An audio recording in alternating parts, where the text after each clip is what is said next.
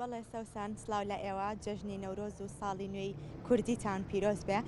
ئێمە ئێستا لە شارەی سالمین لە شاری سلێمانی ئەم ساڵ جیاواز لە ساڵانی پێش و جەژنی نەورۆز هاوکاتە لەگەڵ بڵین مانگی ڕەمەزانی پیرۆزدا، بەڵام خۆشببختانە ئەمە نەبۆتە هۆی ئەوەی کە چالاکیە هوەریەکان دوا بخرێت و نەکرێت لە شاری سلێمانیا.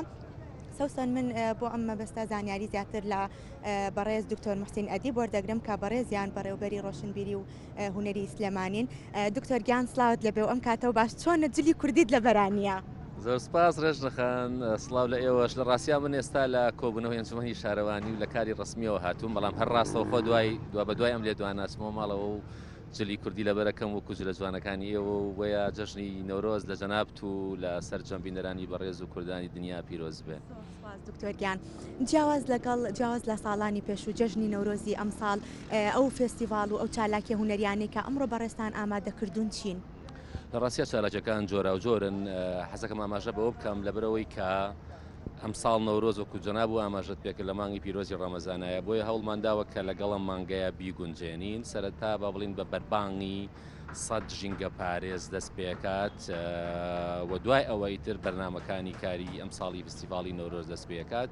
بێگومان سەرەتا مەشغەڵی نەورۆز داگیرسێنین، نەورۆز پیرۆزتر و ڕووناکترەکەین، دوایەوە یەک دوو تاری بەسیط هەیە و پاشان لە ڕاستیا چالاکیە هوەریەکان دەست پێکەن کە جۆرا و جۆرن، ینی لە گۆرانی، لە میوزیک، لە هەڵپڕکەی جۆرا و جۆر، لە شانۆی بووکەڵا، لە پێشبڕکێی ئەسپ سواری، لە پێشبڕکێی ئۆتۆمبیلی کۆن با بڵێن دیێرینەکان و کۆمەڵێک چالاکی تریش.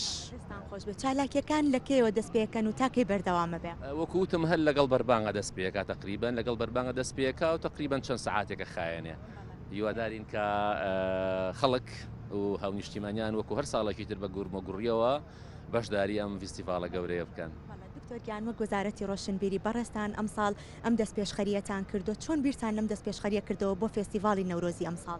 لە ڕاستیە ینی ئەگەر چی بەداخەوە ینی دۆخی ئابووری، دۆخی دارایی، هەتا دۆخی سیاسیش لە هەرێمی کوردستانە هاوکار نییە، موساعید نییە، بەڵام لە ڕاستیە ئەمە ناکاتە ئەوەی کە بۆنەیەکی گەورەی وەکو جەژنی نەورۆز بە ساردی تێپەڕێ. بۆیە ینی ئەم جەژنی نەورۆز لە ڕاستیە یەکێکە لە جەژنە هەرە گرنگەکانی نەتەوەی کورد و گرنگەکەی لەوەیە کە لە ڕاستیە هەمووان بە جیاوازی ئاینی و مەزهبی و ئایدۆلۆژی و حیزبیمانە هەمومان پێکەوە کۆکاتەوە.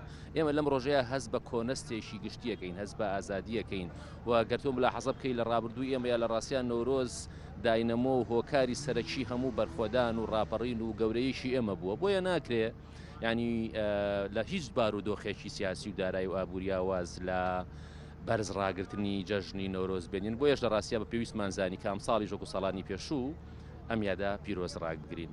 پێشبینی بەڕێستان بۆ ئەم یادا چۆن ئەبێ بەرەو پیرچوونی هاوڵاتیان ئەمڕۆ چۆنە بێ بە پێشبینی ئێوە؟ ڕاستیا ینی نەورۆز شتێک نییە کە خەڵک بە پیریەوە نەچێ، بەڕاستی هەمووان خۆیان بە خاوەنی نەورۆز دەزانن، بەڵام مەگەر کەشوهەوا لە ڕاستیا کاریگەری هەبێ، ئەگەر چی بە گوێرەی زاوجانجارانی کە لای ئێمە هەیە کەشناسی باسی کردووە جەو خۆشە بێ، ینی لەو کاتەیە کە ئێمە دامانناوە بە ئومێدیەوەی کە جەوەکە خۆش بێت و خەڵک تاموچێژێکی زۆر لە بەرنمەکانی ئێمە و لە یادی نەورۆز ببینن. بۆ بەڕێز دکتۆر محسین ئەدیب کە ئەمڕۆ لەگەڵمان ئامادە بوو. سپاس دکتۆرگیان. بەڵێ سەوسان وەک ئێستا ئەبینن لێرە ئامادەکاری تەواو ئەکرێ بۆ ئەم یادەی ئەمڕۆ کە لە شاری سالم بەڕێوە دەچێت.